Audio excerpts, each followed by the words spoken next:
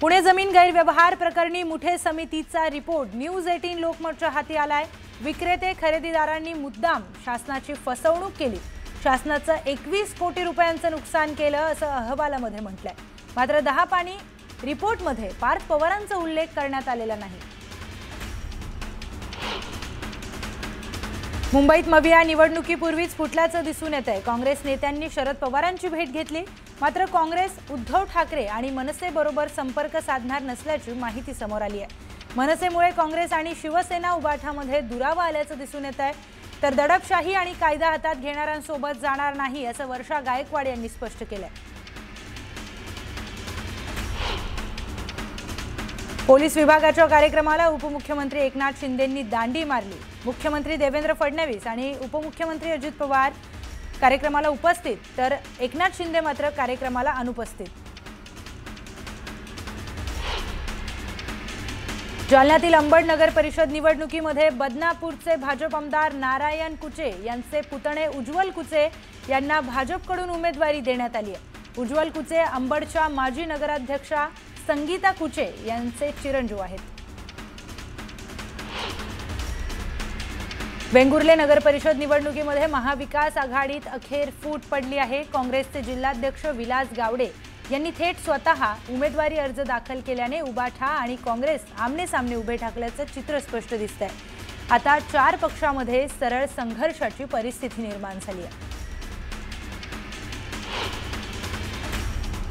यवतमाळमधील पुसद नगर परिषदेच्या नगराध्यक्षपदावरून महायुतीमध्ये फूट पडली। राष्ट्रवादी काँग्रेस अजित पवार पक्षाचे नेते राज्यमंत्री इंद्रनील नाईकांनी पत्नी मोहिनी नाईक यांना रिंगणात उतरवलंय, तर भाजपचे माजी आमदार निलय नाईकांनी देखील निखिल चिद्दरवारांना भाजपकडून नगराध्यक्षपदाची उमेदवारी दिली आहे। छत्रपती संभाजीनगरच्या पैठण नगर परिषदेमध्ये भाजपला चांगलाच धक्का बसलाय, कारण वॉर्ड क्रमांक 6 मधील भाजपच्या 2 उमेदवारांचे अर्ज बाद झाले आहेत। सिद्धार्थ परदेशी आणि अश्विनी लखमले या उमेदवारांचे अर्ज छाननीमध्ये अवैध ठरले। एकंदरीत अर्जाच्या छाननीमध्ये भाजपला फटका बसल्याचं दिसून येत आहे। भुसावळ नगरपालिकेमध्ये वॉर्ड क्रमांक 7 मधून भाजपच्या नगरसेवक पदाच्या उमेदवार प्रीती मुकेश पाटील यांचा बिनविरोध विजय झालाय। प्रतिस्पर्धी 2 उमेदवारांचे अर्ज बाद झालेत। दरम्यान भुसावळ नगरपालिकेमध्ये भाजपचा एकाच जागेवर बिनविरोध विजय झाल्याने भाजप कार्यकर्त्यांकडून जल्लोष साजरा करण्यात आला। अमरावती जिल्ह्यात 10 नगर परिषद आणि 2 नगर पंचायतीसाठी निवडणूक होणार आहे। रात्री उशिरापर्यंत उमेदवारी अर्जाची छाननी करण्यात आली। नगराध्यक्ष पदाचे 19 आणि नगरसेवक पदाचे 295 उमेदवारी अर्ज छाननीमध्ये अवैध ठरले।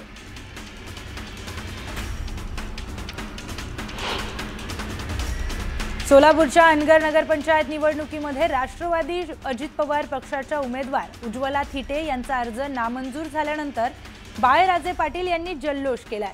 अनगरकरांचा नाद करायचा नाही असं म्हणत बाळराजे पाटलांनी अजित पवारांना इशारा दिलाय।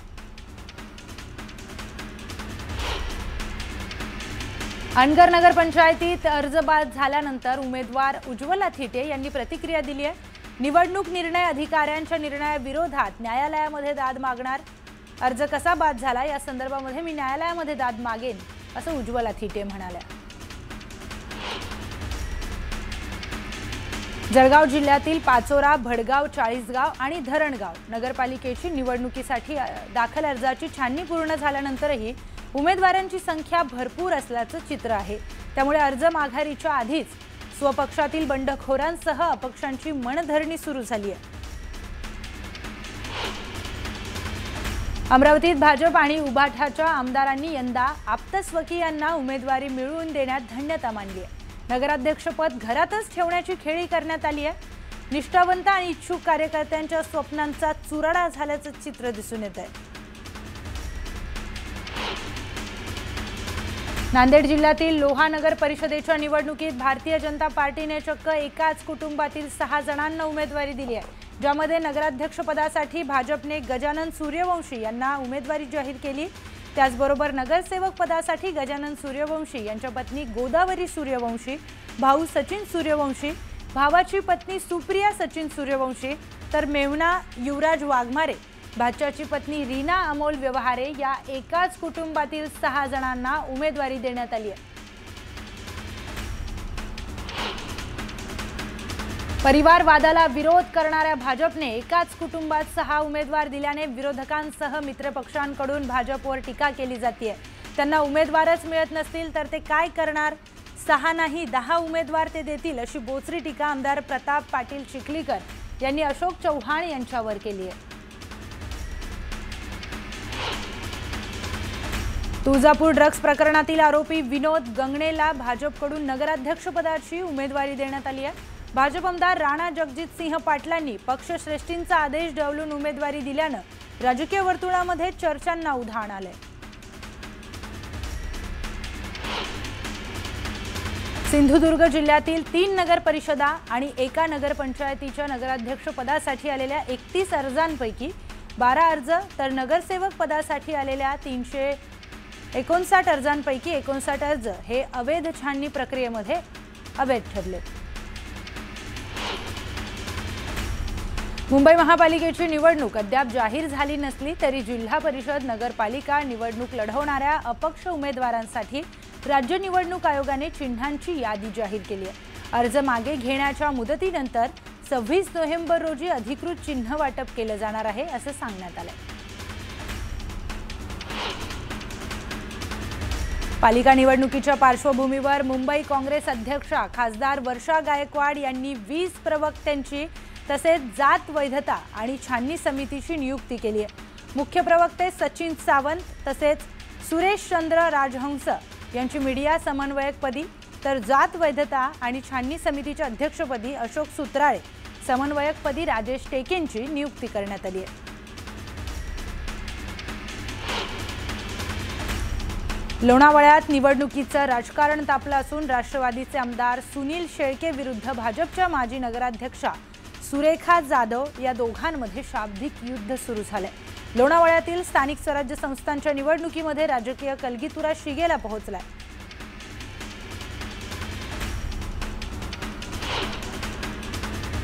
जळगावमधल्या चोपडा नगर परिषद निवडणुकीसाठी शिवसेना आणि काँग्रेसची युती झाली आहे। त्यामुळे नगर परिषदेच्या नगराध्यक्षासह सर्व 32 जागा निवडून येतील असा विश्वास आमदार चंद्रकांत सोनवणेंनी व्यक्त केलाय।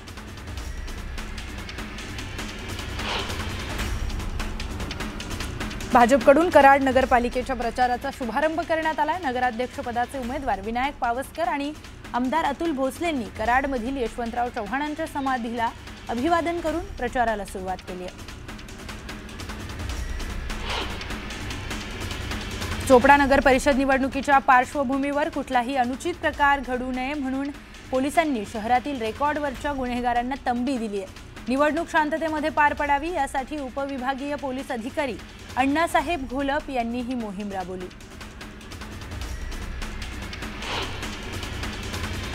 पैठणमधील नगरपालिकेच्या नगराध्यक्षपदासाठी भाजप शिंदे सेना, उद्धव सेना आणि काँग्रेस राष्ट्रवादी शरदचंद्र पवार या पक्षांचे प्रमुख 4 उमेदवार रिंगणात असले तरी तिरंगी लढत होईल असा अंदाज आहे। नगराध्यक्षपदासाठी खुल्या प्रवर्गातील महिलांसाठी राखीव असल्याने प्रथमच पैठणला थेट जनतेमधून महिला नगराध्यक्ष मिळणार आहे।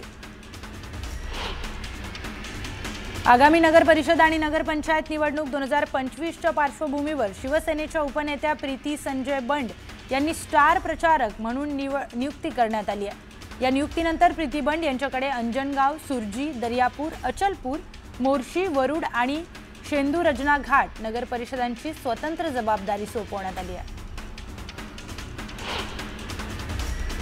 महाराष्ट्र प्रदूषण नियंत्रण मंडळाचे अध्यक्ष सिद्धेश कदम यांनी ठाणे महानगरपालिका मुख्यालयामध्ये पालिकेचे आयुक्त आणि पदाधिकाऱ्यांच्या समवेत पर्यावरण आणि प्रदूषण विषयक प्रश्नांबाबत आढावा बैठक घेतली।